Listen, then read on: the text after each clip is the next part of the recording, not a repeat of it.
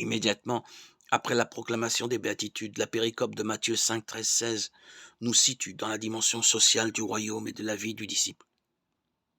Elle est assez complexe du fait qu'elle se situe sur deux plans. Aussi bien la suite des phrases n'exprime-t-elle pas le plan du récit, ni la succession réelle des idées. Dans ce passage, la dimension sociale du royaume est située aussi bien au niveau eschatologique qu'à celui de la vie présente. À ce plan eschatologique se situe l'annonce.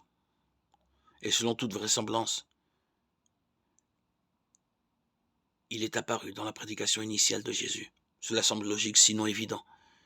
Avant de tracer une route, on en observe le but. Avant d'entreprendre une action, on en définit l'objectif. Pour faire la maquette d'un bateau, il faut d'abord observer le navire que l'on veut représenter, ou au moins ses plans. Qu'aurait-on pu saisir de la prédication de Jésus s'il n'avait dès lors, dès le début, annoncé le royaume éternel? Les attitudes que Jésus réclame de ses disciples ne se comprennent que s'il leur a été dit dans quel but il faut les adopter.